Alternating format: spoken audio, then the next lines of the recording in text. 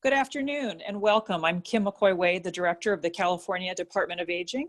We're going to be starting in just a minute, so gather around and we'll be back to start in just 1 minute. Thanks so much.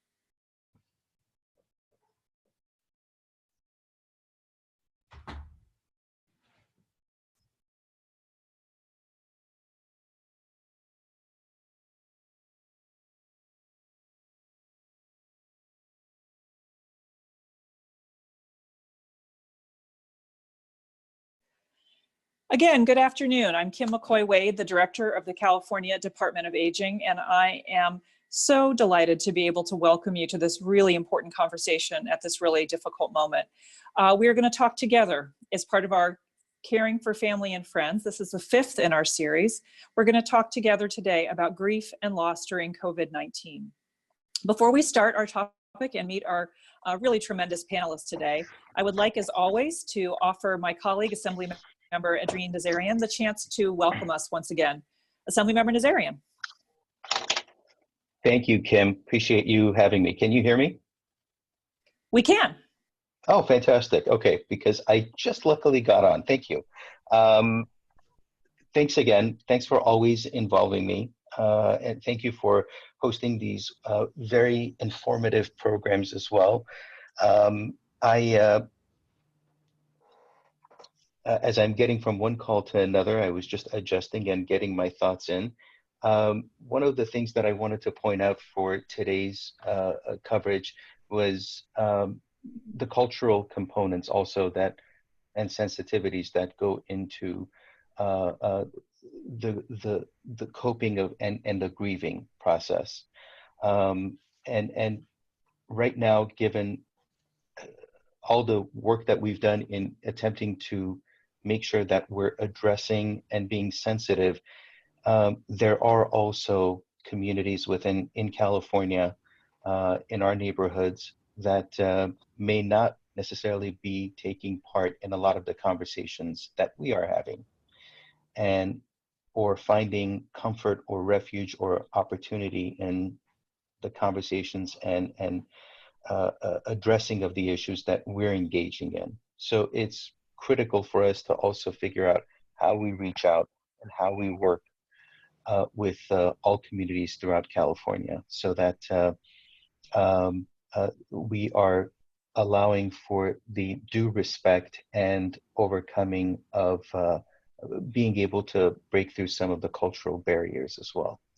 So thank you very much for the opportunity, and as always, appreciate working with you, and we'll stay on for a little bit until I have to catch a flight. Thank you. Thank you so much for joining us, even as the Assembly comes back into session, the Senate comes back into session and hearings. And I appreciate all the prioritization you put on gathering with the community of aging around these topics. As we said today, we are going to tackle grief and loss.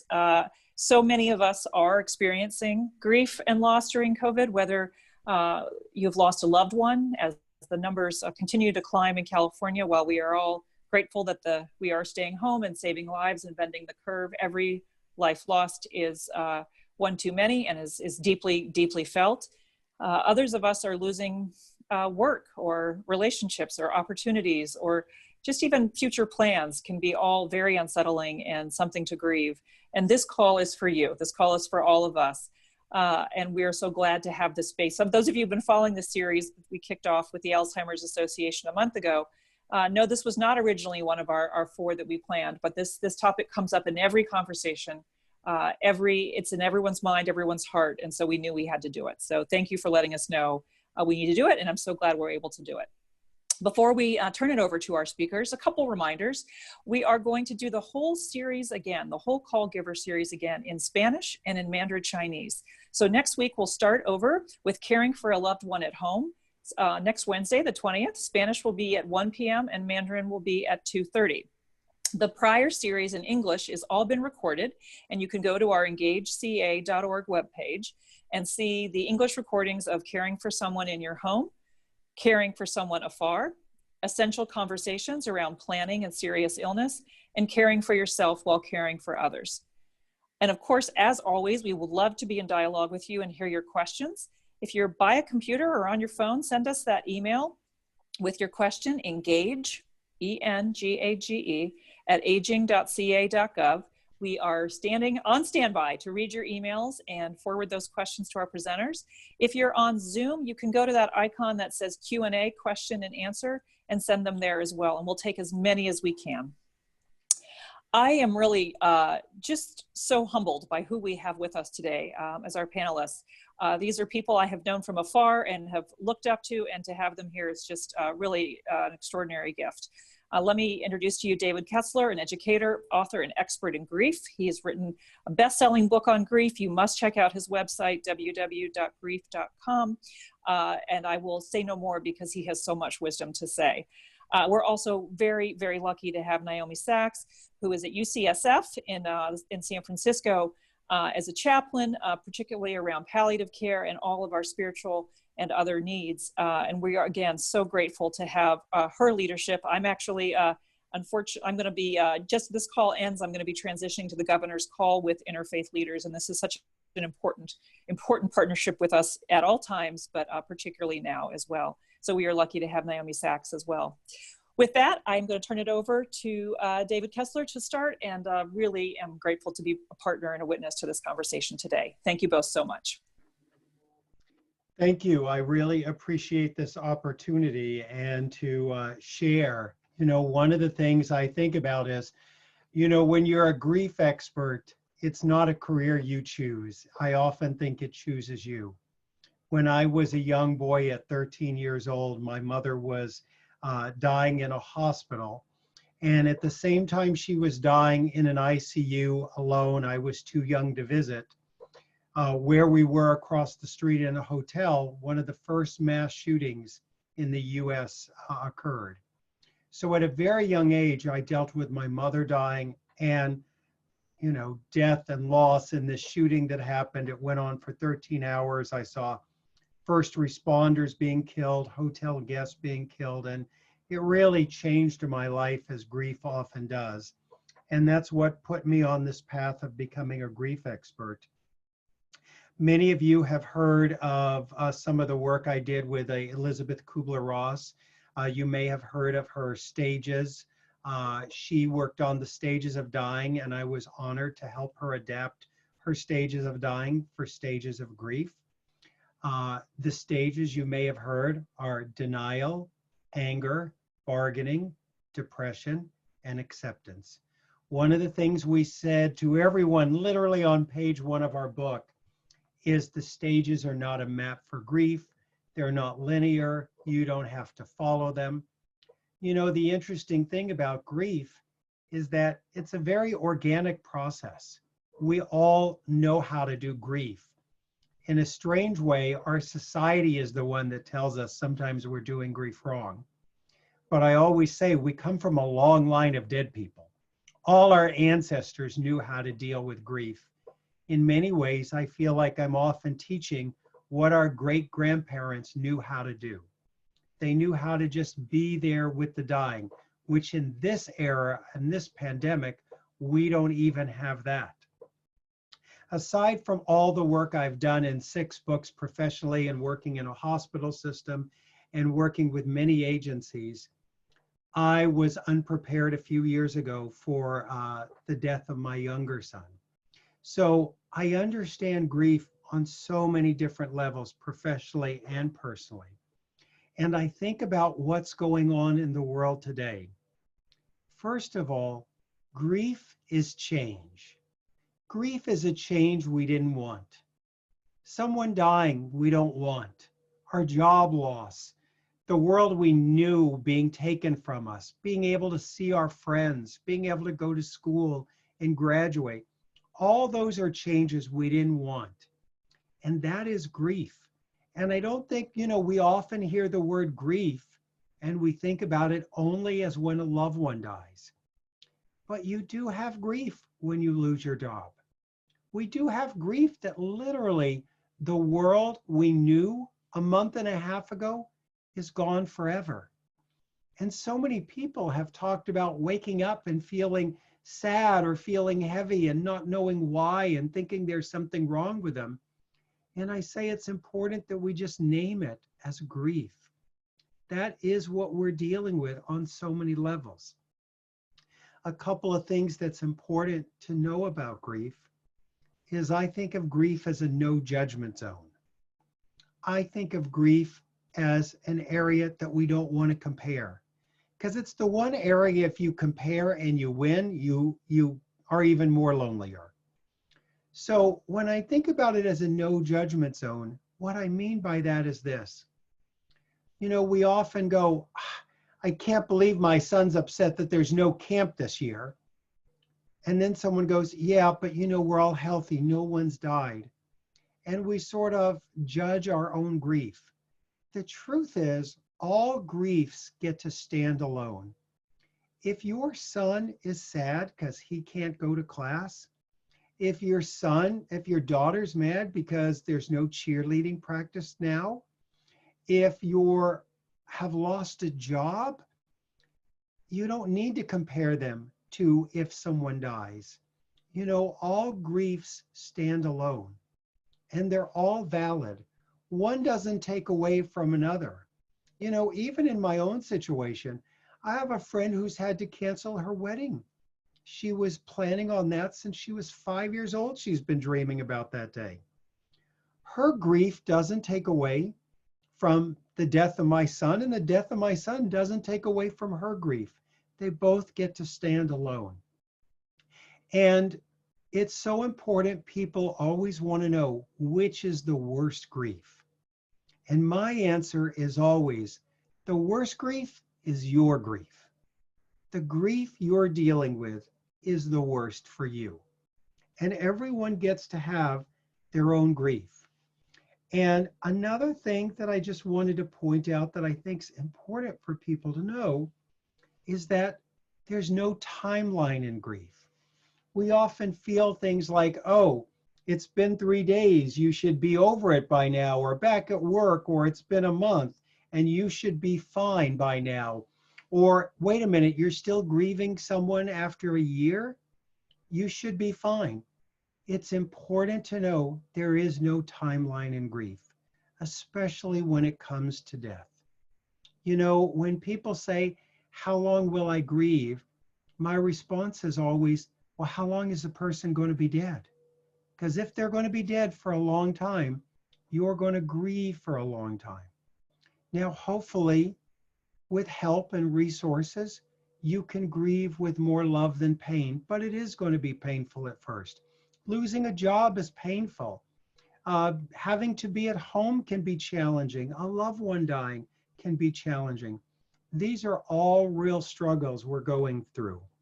And I just want to remind you, if you do have a question, you can click the icon to submit a question. You can also send your questions via email to engage, engage, @aging.ca.gov. And just know, we've put together a lot of resources, such as my site, that's grief.com, but you can find it and many more at engageca.org and aging.ca.org, because we have lots of these resources for you. One of the things that I think is going on now for people is we're dealing with multiple losses. And we're also dealing with what I call anticipatory grief. Here's what anticipatory grief is. It's the grief before something bad happens. It's the grief before someone dies. So for example, all of us grow up and in the back of our mind, we think someday, oh my gosh, my parents are going to die. I hope it's when they're really old. But what happens, that's healthy anticipatory grief. But what happens now is we have this enemy that we can't see. It's a virus. And it could be on anyone. It could be on a doorknob. And our brain is wired. Our brain is wired that if we see a lion, we run from the lion. We know that's dangerous. But a restaurant could be dangerous. A doorknob, someone we love could be dangerous. What a scary world. A grocery store could be dangerous. So what happens is our mind begins to anticipate someone dying. Your mind shows you these pictures of, oh my gosh, my parents, my grandparents could get the virus. They could die. And our mind, trying to protect us, shows us the worst scenario, the worst thing that can happen. And when we see those pictures, they cause anxiety, right? We get scared. I don't want anyone to die. As we picture those worst pictures, I say, think about like you're in a big movie theater with a lot of different movies showing, and you've sat down and you're watching the worst movie, the worst scenario. Your loved ones are getting sick. I say, pick yourself up and go and look in some of the other movie theaters. The other movie theaters, what else is possible? There's also the best scenario. Maybe your loved ones aren't going to get sick from the virus. Or if they get it, it's going to be a mild case, or you would get a mild case. So just remember, when your mind scares you with the worst scenario, also think about the best scenario. What will happen will be somewhere in between, but we don't want to scare ourselves with always picturing the worst scenarios. The other thing that's important about grief is to know all of us do this differently.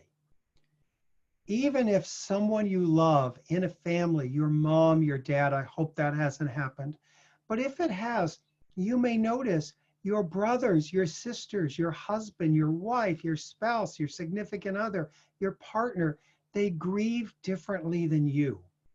And the reason why is each of us has a different relationship with mom or dad or a wife or a sister. So we all do grief differently. None of us are going to have the same grief because we didn't have the same relationship. And grief is as unique as our fingerprint. All of them are different.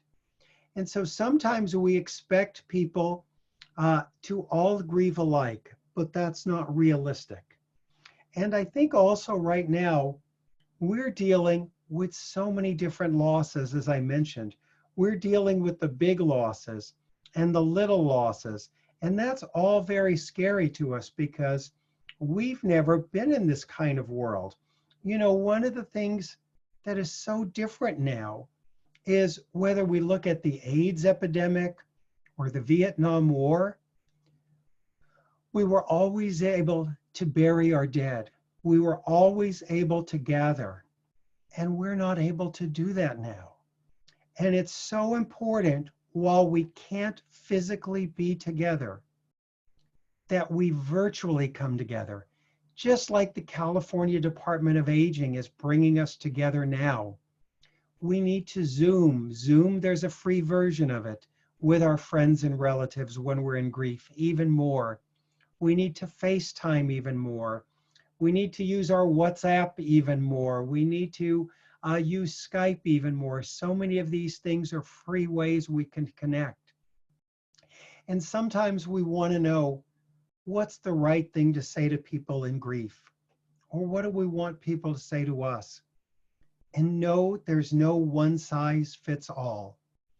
And in fact, sometimes the best thing to say is, I don't know what the right words are, but I love you and I'm here for you.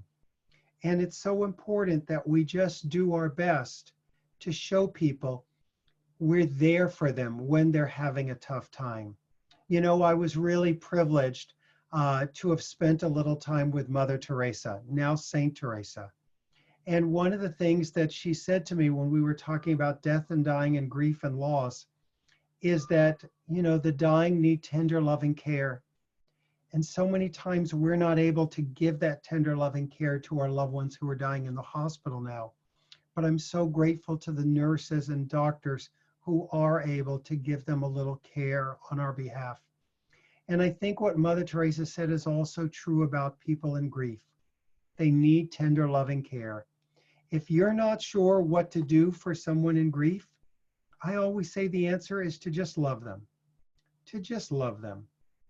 You know, it's so important they know that there's no right way to do grief. You can't cry too much. You know, some people get very sad. Some people get angry. All those are parts of grief. And we have to welcome all those parts. You know, I have a lot of friends who, when they're in grief, they get sad and they cry and they sit down and they get a lot of love and support. My go-to emotion is anger when I'm in grief.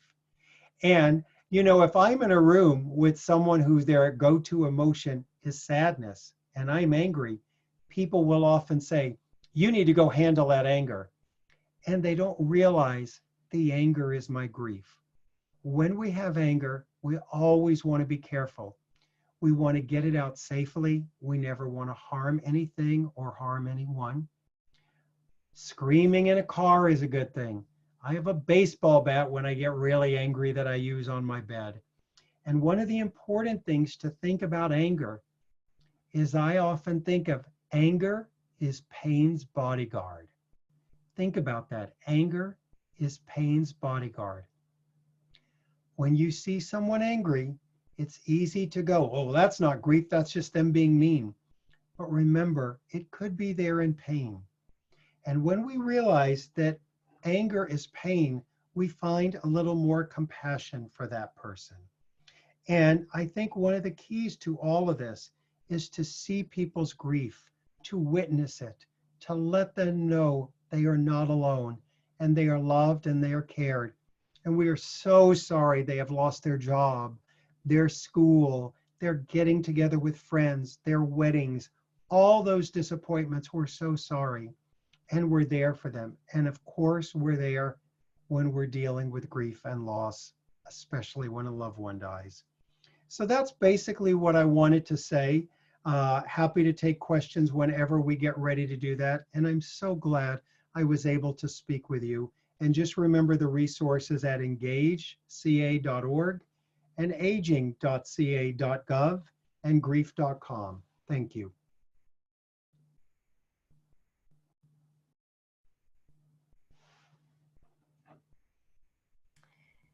Naomi Sachs, now we'll hear from you.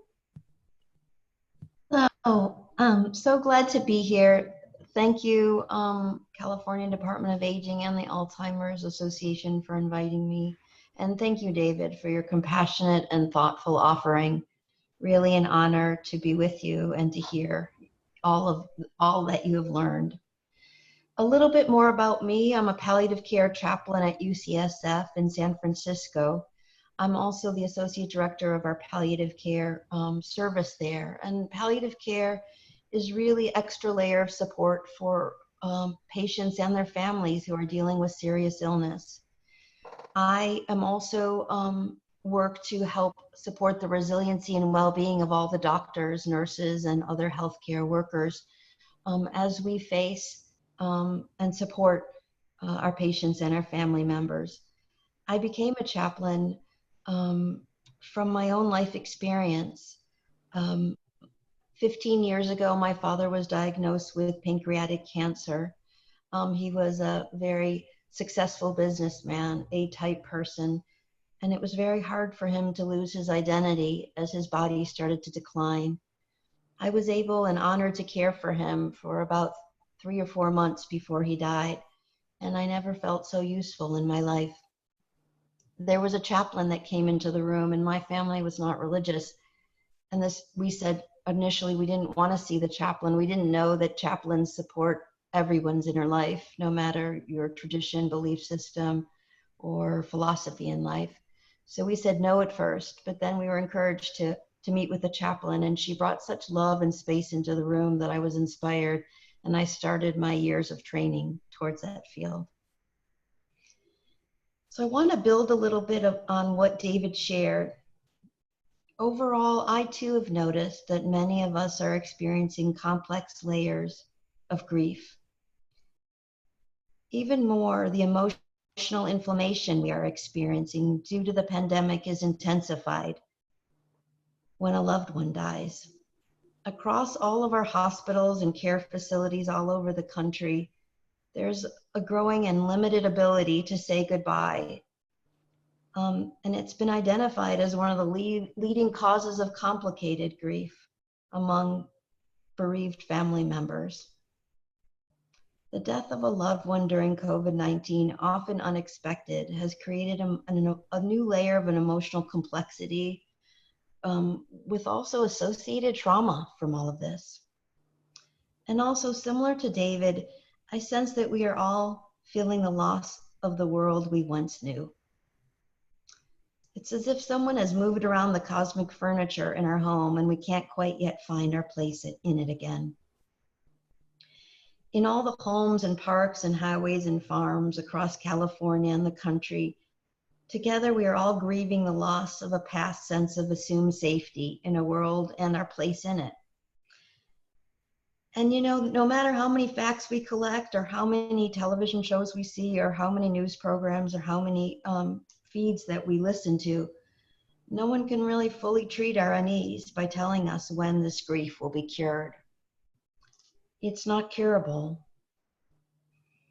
It is not simply the physical distance between us, but it's what many people have shared with me is that the impending threat of illness from COVID-19 has made it more difficult for them to find intimacy with themselves and the human condition right now. That's really strange in a time that there is more potential for solitude than ever. This loss of intimacy with self is the profound loss, since intimacy with our own raw experience is the first step in meeting our grief, any grief, all the layers of grief. However, that's not the whole story that I've been seeing in this world. Every day in our work in the hospital, all of my colleagues who are caring for people with serious illness and they're devoted caregivers are witnessing grief and profound suffering. It's true. And I also witness a brilliant resilience. You know, we humans have always found sustenance in the unifying truths of hope, peace, love, healing, compassion, empathy, and kindness. And this hasn't changed with the onset of a virus. Even prohibited from touching each other, we manage to connect through our minds, our hearts, our spirits. And that's what I've been seeing. In the hospital, we've been doing amazing things by bringing people with technology from all over the world that might never have seen their loved one or been able to have a last goodbye.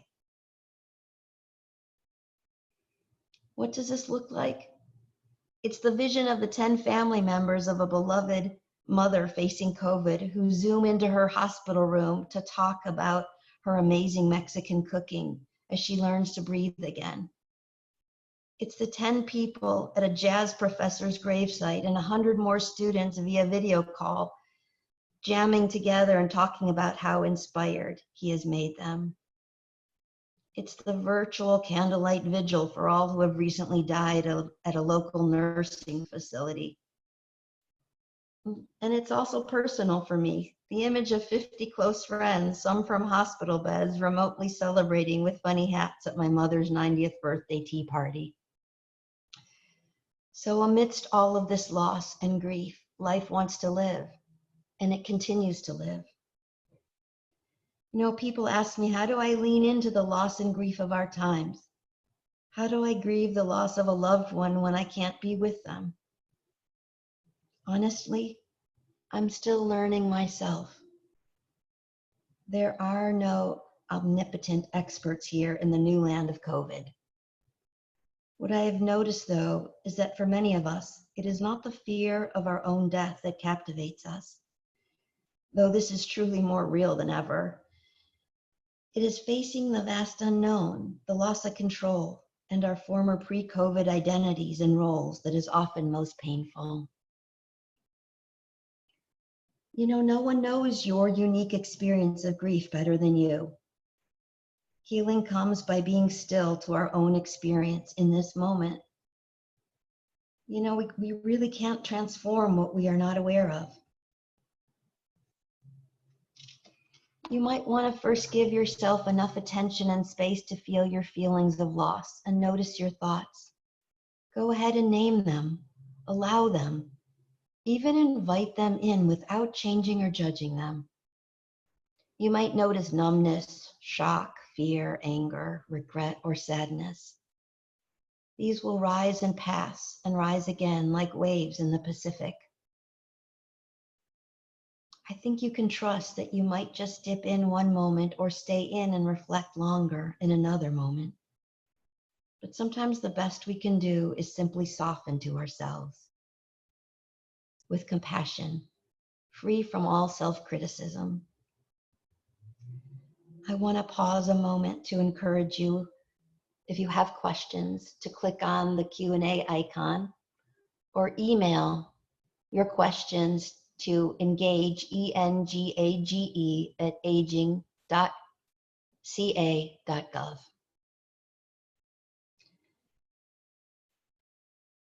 At any time, the loss of someone we love creates uncertainty and thrusts us into the unknown. And this COVID-19 has added a sense of free fall, of losing our grounding amidst this loss. Loss of traditions and celebrating life the way our cultures have done for decades, for years, and marking those the deaths. We've had to adapt to traditions that have supported us. We've had to face the lack of closure and feelings of guilt and feelings of isolation. If I think about this practically, much of what is helpful to face grieving and loss of a loved one pre-COVID is still really useful now and doesn't depend on social contact. It helps to remind ourselves of how we coped with life challenges in the past and keep experimenting with those coping strategies today.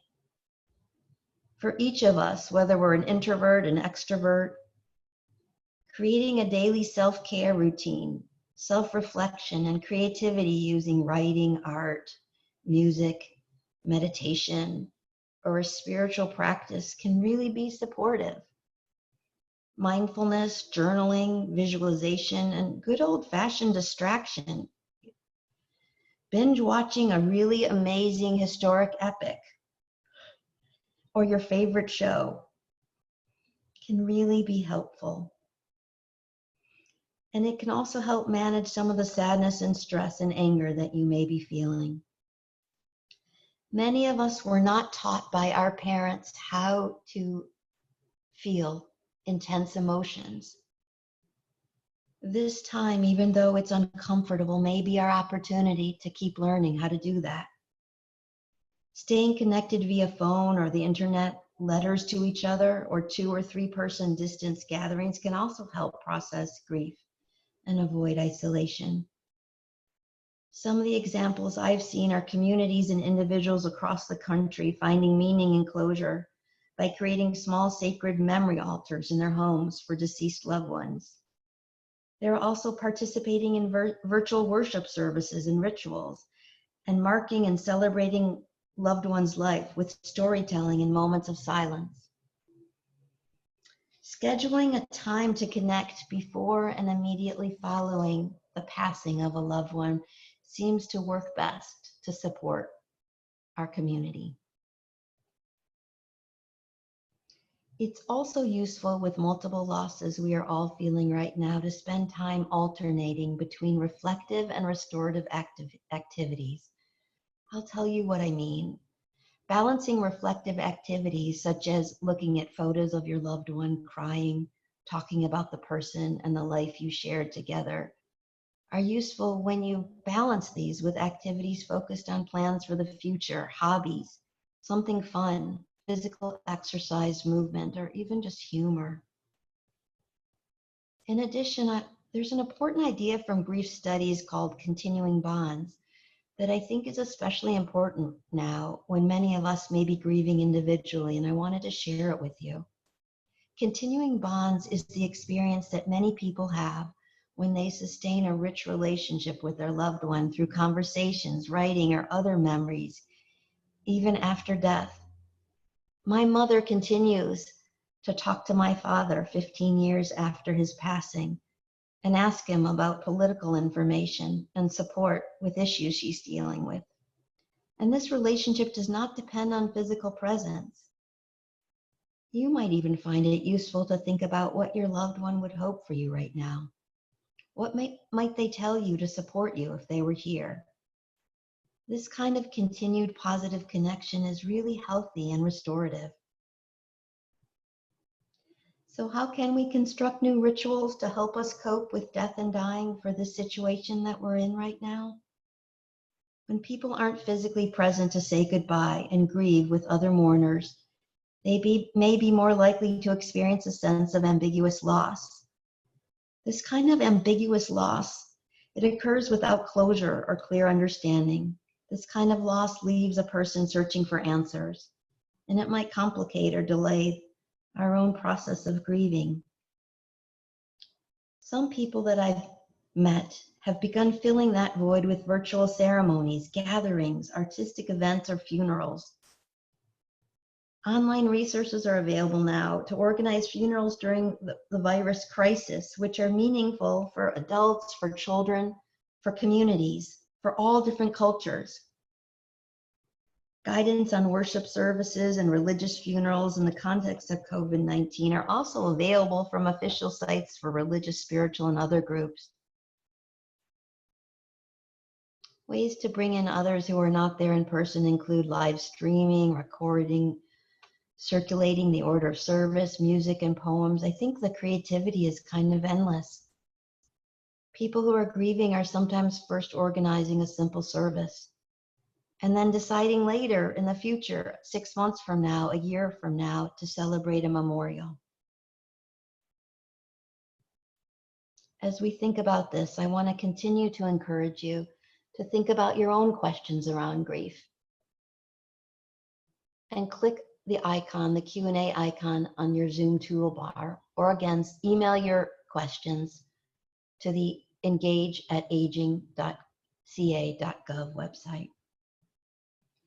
It's also to remember that formal professional bereavement services and support groups like David offers are now offered virtually, and they play a really crucial role in our healing. Now more than any time in history, we can reach a professional therapist, a spiritual leader, or a wise person we can trust from our home. What can we do when we grieve during these surreal times? We can be extraordinarily human. Notice your breath when you can. Resist the urge to fight the reality of our world right now. Realize you do not know what you don't know yet. And please give yourself time. Turn to the people and resources that resonate with you. When you feel you're able, serve others more vulnerable. Let people know you love them. When others are facing a death, find courage. Create a virtual holding environment. Emotionally show up. Let them know you can't fix this, but you are here. Offer a little kindness, an extra roll of toilet paper, a homemade pie at the doorstep, a shared favorite poem, a reminder that they are not alone. As painful and disruptive as these grieving thoughts, feelings, and behaviors can be, they are our body and mind's way of giving ourselves space and time to learn the full impact of the loss, to accept the new reality, and to possibly find intimacy with ourselves again. I'd like to close with a section of a favorite poem that I think articulates a lot of what we are talking about. It's from the poem Wild Geese by Mary Oliver. Whoever you are, no matter how lonely, the world offers itself to your imagination, calls to you like the wild geese, harsh and exciting, over and over, announcing your place in the family of things. Thank you. Wow. Well, thank you so much, Naomi Sachs and David Kessler, for sharing your wisdom and advice for so many of us who are experiencing loss and grief in so many different ways during this COVID epidemic and beyond. we're going to go into some questions that we received. And just to say again, we really want to engage with you, the audience. So if you're on Zoom, click the Q&A button and type your question in, or send it to the Engage inbox, engage@aging.ca.gov. So the first question we have is from someone on the Q&A box. As you go through grief, will you go through all the stages, or can you only go through some? Yeah, this is David. I would say, we don't follow the stages. The stages actually follow us. And so everyone does it differently. So for example, some people might never get angry. Other people might never be in denial. And so some of us go through all of the stages. We go through them over and over. We go through them 10 times in a day. And at the end of the day, whatever you feel is okay. There's no right way to grieve. So we often want to remind people that the stages aren't a map of grief. They're just some patterns that some people go through, but not everyone, and there's no right way. Thank you. Another question related to what you were saying, David, is would there be any advice on dealing with angry grief and still having to work each day, not having anyone to speak to about it? Yeah, it's really, really tough. And I think it's important that you think of your anger as energy, and you need to let that energy out. So I personally, I love screaming in the car. I love walking. I love running. I mean, any of those things, lifting weights, anything to do to get your anger out without hurting anything or anyone is a really good thing to do. Also, if you go on to the websites we gave you, there's a free online support group I have that, may help you to come in and talk about your anger. So just know there's many resources out there, and it's okay to get angry. Naomi, this question's for you, but you could both answer it. How different is your work with persons who are alone with no family, friends at the end of life, no one to say goodbye to? Yeah, I would say that, especially now, but even before COVID, there are a number of people, lots of people in this world that don't have the kind of community that we would all hope they'd have. What we try to encourage them to do is really connect to the people in front of them, the care teams, the healthcare workers, and then also we really work with them to turn to themselves, to really reflect on their life, to journal, to create a legacy, to work really with themselves. At the same time, I think ideally all of us are thinking that a good death, quote unquote, is a death that everyone is surrounding you and that your family's there and you're comfortable and maybe you're at home. But in truth, many people actually want the end of their life to be in solitude. They actually feel like they want to be alone. So for those people, we really respect that. Okay. There's a question here that says, are there any resources for grief for different cultures or backgrounds? I find I don't relate to the grief description that you're describing. This is David. I think that's such an important question. Our Western culture has really desensitized our world to death and dying. If you look at other cultures, whether it's Day of the Dead that's in Mexico, if you look at how India does death, the reality, if you're in India, just on your way to work, you may see someone being cremated. When I was growing up, we would just be going to the movies or somewhere, and we would be in the back of a hearse, that's just going somewhere. We don't even see hearses anymore. The dead move around our cities in white unmarked vans. So because of that, we have lost so much culture around death and dying. So one of the things I suggest is that any culture you're looking up, you can just go into your search bar and put in grief and that country or grief and that culture, and you will see a lot of the different things that pertain, because grief is so different. I mean, here, even in the United States, we do grief so differently. You'll see a jazz festival for, a jazz funeral in New Orleans. Obviously now with the pandemic, no one's doing anything. But it's so important, as they point out, to know we all do it differently, and just search grief and a different culture you want to know about, and you'll learn so much, or see that maybe what you're feeling is more in line with your culture than what we see here daily.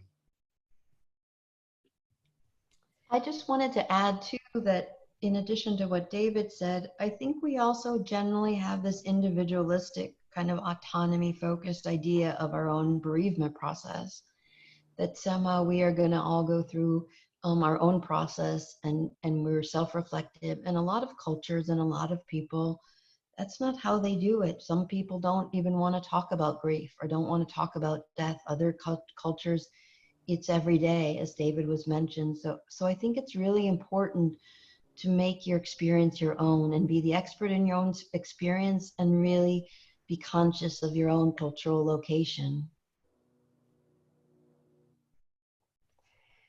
Great. We have a question from our Q&A box that asks, how do you feel about death doulas? Do either of you have any thoughts on death doulas? Yeah. I think the trend in the last 15 or 20 years to understand that death is also part of life, and that it is important and needs its own escorting as birth does, is really profound. I think there are people that absolutely benefit from death doulas, people that can escort people, help them process, help them reflect and review their life. And again, there'll be some people or cultures that this is not the most appropriate thing, or they have other preferences around that. So I think it's really a really marvelous outgrowth of this idea of really coming back to embrace the natural death, and embrace death as a part of our whole life process. I would agree that, death is such a natural process in this world. Anything that can help it seem more holistic, and anyone who can help guide that. It's only been in the recent decades that death has become so associated with the hospital, and it must be that. And I think hospice and palliative care and death over dinner and death doulas and death cafes and all those things that are helping us see the whole picture of it and naturalizing it are so, so important. Here's a question from someone from the Q&A box. They ask, are there any resources to cope with grief for a person with a developmental disability? And I would just add to that also, this series is co-sponsored by the Alzheimer's Association. So for people with dementia as well, any resources to cope with grief for people with developmental disabilities or dementia. One place someone may reach out to, and we put it in the list of resources, the California Coalition for Compassionate Care. And I know they have done some work in some of those areas. So I would check out their website or give them a call. And that's the Coalition for Compassionate Care, because they've done many things around advanced planning for people who may have developmentally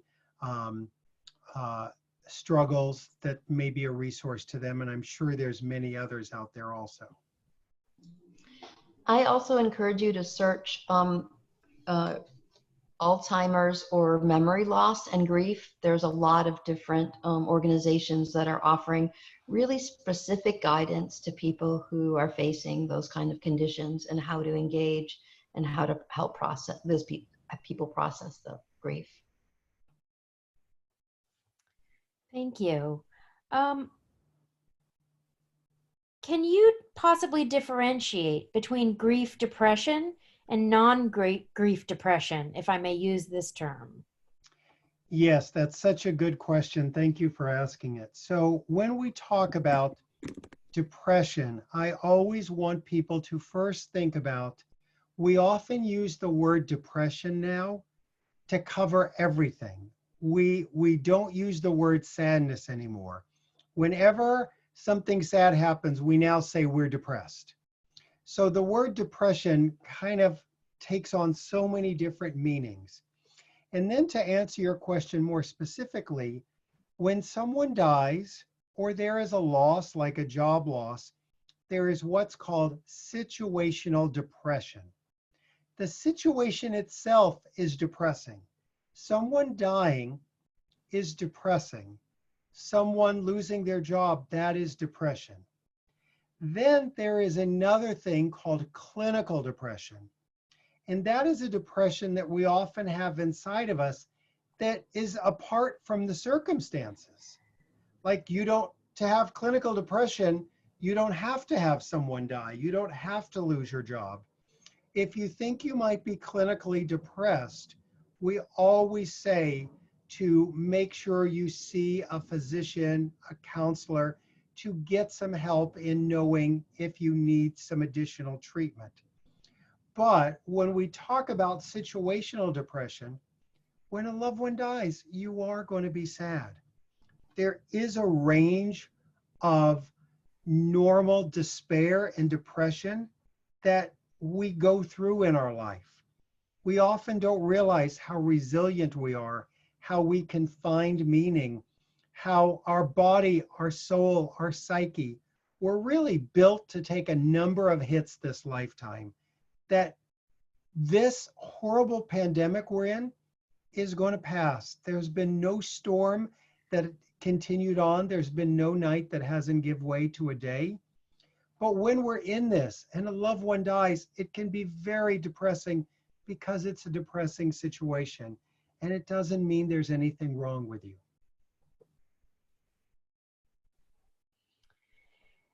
Great. We have a question from someone in the Q&A box. I am 74 and sheltering alone. My daughter has asked me to become part of her pod, her husband and 2 sons. They have been very safe. I'm really needing to be around family, safe distance, but in their home. Not sure how to think about this as I'm so cut off and sad. I just need interaction in person.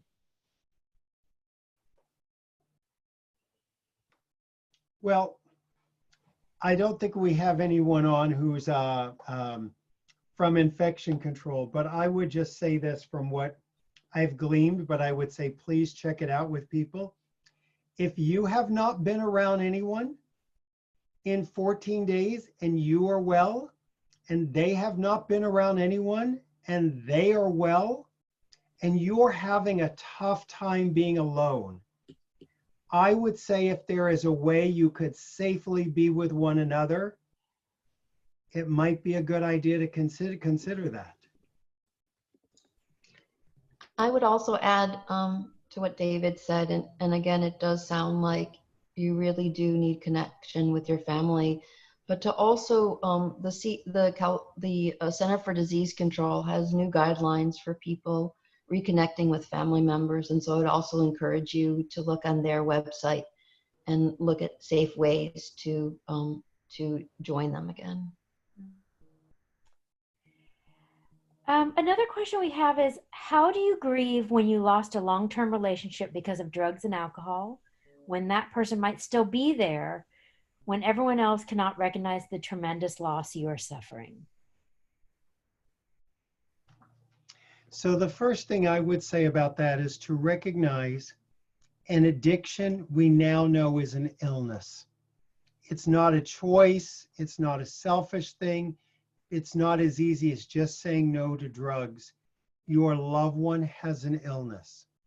And while they have an illness, that healthy version of themselves, you are grieving over that.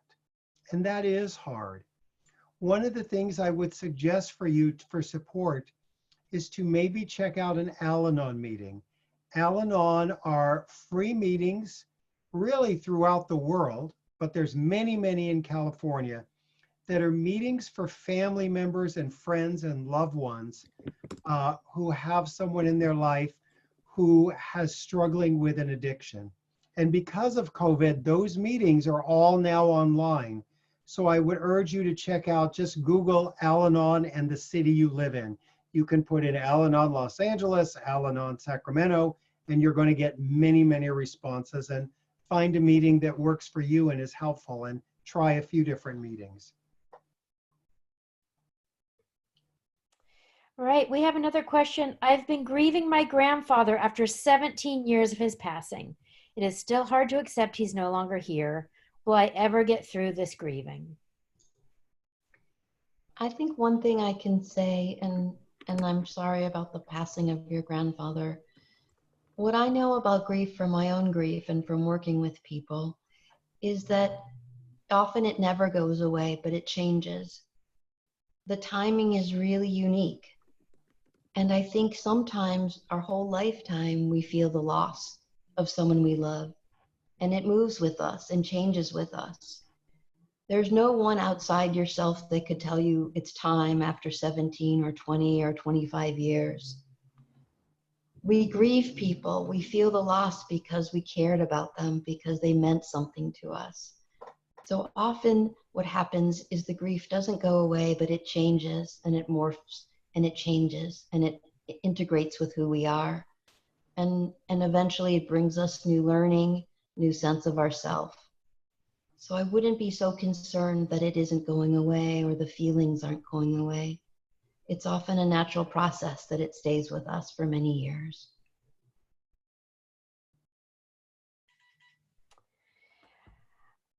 Okay, we're getting close to our ending time now, and I just want to thank David Kessler and Naomi Sachs for sharing your time and your wisdom with us. I want to thank everybody who came on the call. Your questions and your participation in this group are very much appreciated. We have had a question about whether this call will be shareable, and it will. All of our caregiver check-in calls, including this one, recordings are posted on our www.engageca.org webpage.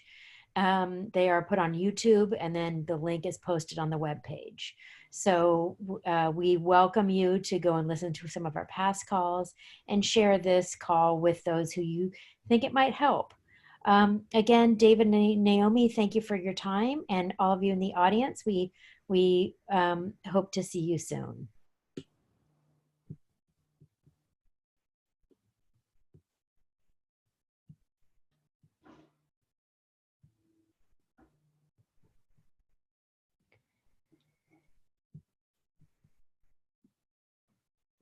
Thank you, everyone, for doing this. I appreciate it. Thank you, Thank David. you. Really a pleasure to be part of this. Thanks so much. You too, Naomi. Thank you for your wise words. All right. Bye-bye. Bye-bye, guys.